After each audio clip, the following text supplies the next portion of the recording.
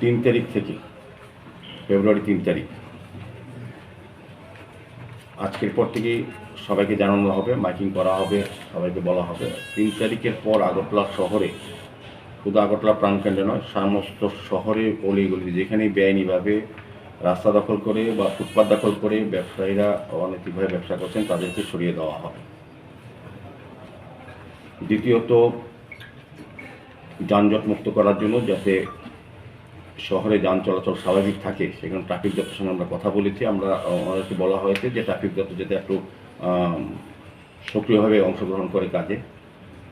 দপ্তরের আধিকারিক এবং যারা উপস্থিত ছিল তাদেরকে বলা হয়েছে। এবং একটা আমরা অনুরোধ করেছি যে যখন প্রাইম টাইমে, যখন সবচেয়ে বেশি ট্রাফিক চলাচল করে আগরতলা শহরের প্রাণকেন্দ্রে মেইন রাস্তাগুলি, অফিস বা স্কুল টাইমে বা এই সময়, তখন যাতে তারা যে ওই হেলমেট বা অন্যান্য কাগজপত্র ধরাধরি করে প্রাইম জায়গাতে এটা যাতে বন্ধ রাখে। অন্তত যে জায়গাতে কন্ট্রোল করার কথা ম্যানেজমেন্ট, ট্রাফিক ম্যানেজমেন্ট, সেক্ষেত্রে তারা কিন্তু বরং প্রতিবন্ধের সৃষ্টি হয়। তো আমরা বলেছি ওই জায়গাতে পরবর্তী সময় ধরার জন্য, যেহেতু এখানে সিসি ক্যামেরা আছে, আপনি যে কোনো লোক যদি ট্রাফিক রুল ব্রেক করে, আপনি শুধু এটা যদি আপনি কামান জমি না ধরে আপনি আরেক জায়গাতে ধরতে পারবেন। কাজে ওই যখন আসল সময়টা যে সবচেয়ে বেশি গাড়ি চলাচল করে, মানুষ চলাচল করে, যানবাহন চলাচল করে, সেই সময়টা ওই কাজগুলি অন্তত অন্য জায়গায় করবেন যাতে মেইন জায়গাতে বন্ধ না হয় ট্রাফিক ব্যবস্থা সিস্টেমটা।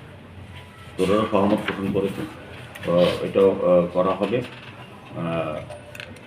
স্ট্রিট ভেন্ডিং এর ব্যাপারে আমি একদম আমরা স্পষ্ট বার্তা আজকে দিতে চাই।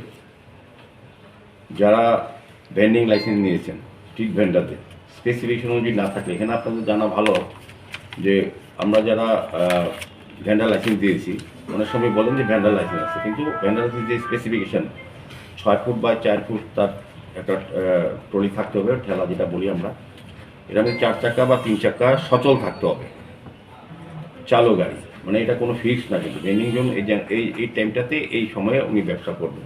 কিন্তু আমরা লক্ষ্য করেছি যে সারা আগরতলাতেই ফিক্সড হয়ে গেছে সমস্ত জায়গাতে, চাকা টাকা চলে না, ইট দিয়ে আমাদের ফিক্সড করে সমস্ত জায়গাতে ব্যয় নিয়ে কোনো নিয়ম না মেনে তারা দোকানদার, তারা শুধু একটা বক্তব্য যে আমাদের ভেন্ডিং লাইসেন্স আছে, কিন্তু আমরা বলবো না, আমরা সমস্ত আগরতলা শহরে সমস্ত জায়গা থেকে উঠিয়ে দিচ্ছি। এবং যাদের ওই যে সিস্টেম বা যে স্পেসিফিকেশান আছে সেই অনুযায়ী যদি তাদের থাকে, তবে তাদের ওই ভেন্ডিং জন্য যদি ওই নির্দিষ্ট জায়গা যদি তাদের লাইসেন্স থাকে তাদেরকে বসতে দেওয়া হবে। সেই কারণে আমরা 3 তারিখ পর থেকে তো অভিযান যে কোনো সময় শুরু করবো, কাজে আজকে বলে দিচ্ছি আপনাদের মাধ্যমে।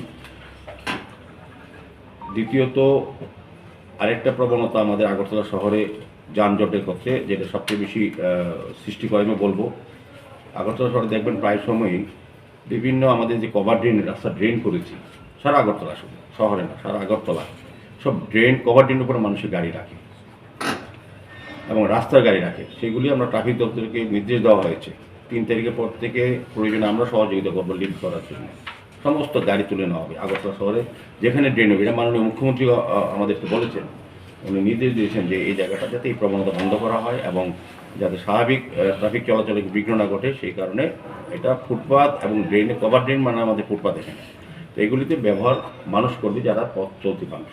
কিন্তু দেখা যায় দিনের পর দিন রাত্রি সবসময় গাড়ি রেখে দেয়, তো সেগুলিকে ওঠানোর ব্যবস্থা করা হচ্ছে। প্রয়োজনে আমরা উঠিয়ে নিয়ে যাব, যদি সম্ভব হয় আমরা সহযোগিতা করব।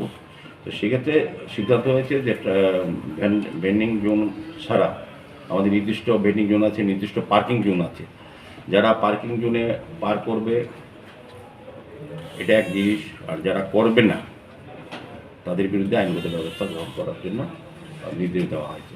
এবং আমরা সেভাবেই আগরতলা পৌর নিগমও আমরা সহযোগিতা করবো, বিভিন্ন দপ্তর যারা সংশ্লিষ্ট দপ্তর এই কাজগুলি করেন। আমাদের